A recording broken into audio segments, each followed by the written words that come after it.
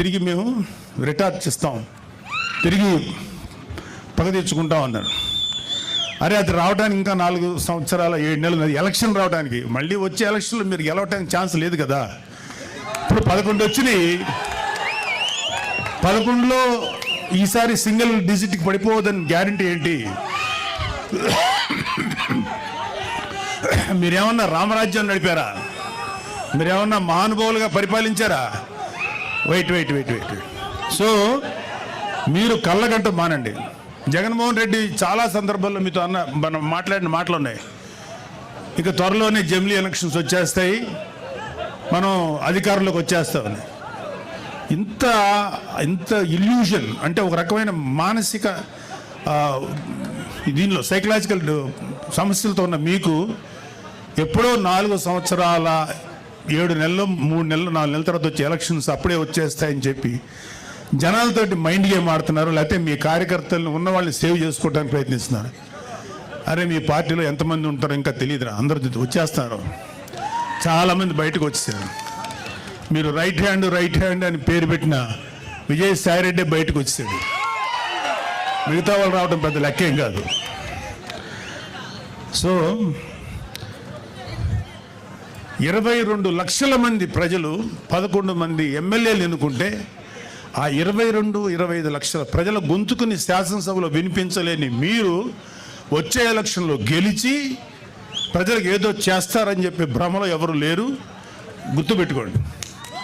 మీకు అందరికీ కూడా ఇంకొక 1 year 2 years లోపల అందరికీ మీ నేరాలకి, మీరు చేసిన అక్రమాలకి ఆన్సర్ చెప్పుకోవాలి. అలాగే కలిగిరి సభలో పెద్దిరెడ్డి రామచంద్రారెడ్డి గారి గురించి, అంటే ఈయన మాఫియా గురించి మోడీ గారు ఏమన్నారంటే, ఈ మైనింగ్ మాఫియా, ఎర్రచందనం మాఫియా వీళ్ళందరినీ తుంగలోకి తొక్కుతానని చెప్పారు. మోడీ గారు ఇంకా ఏం అనలేదు, మాకేం కాదని అని మీరేం సంతోషపడకండి. మీ నెత్తి మీద కత్తి ఏలాడుతుంది విత్ దారం సపోర్ట్తో. ఆ దారం ఎప్పుడైనా తెగుద్ది, అది మీ నెత్తి మీద గుచ్చుకుంటుంది, గుర్తుపెట్టుకోండి.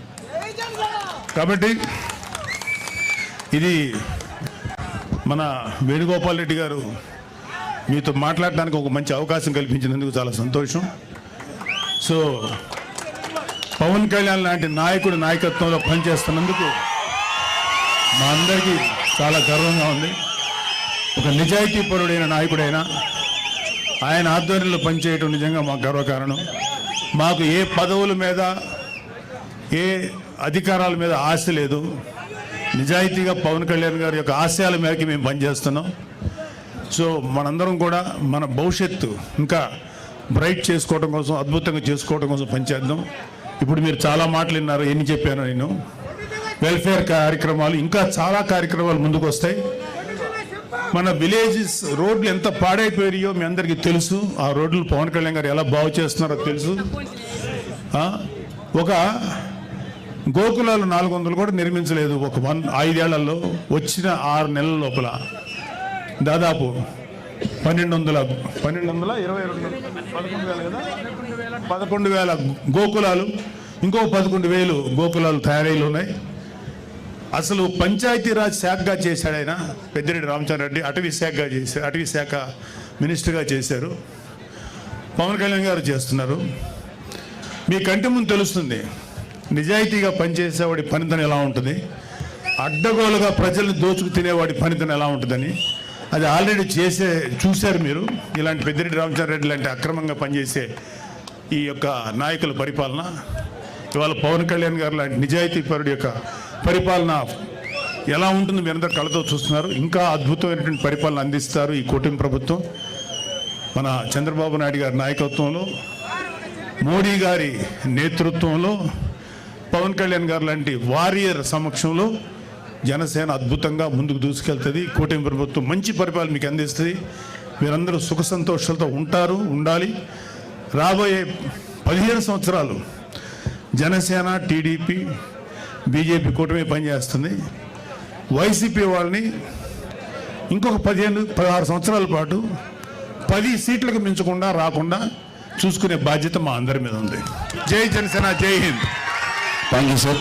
తర్వాత సార్ అందరూ అట్లా కూర్చోవాలి, ఒక 2 నిమిషాలు కూర్చోవాలి, భావించి కూర్చోవాలి. Sir please. మొట్టమొదటిగా ఆర్ఎన్ శ్రీనివాసులు గారిని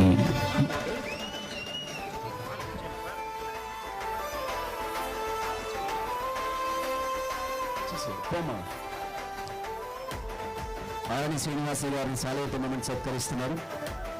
తర్వాత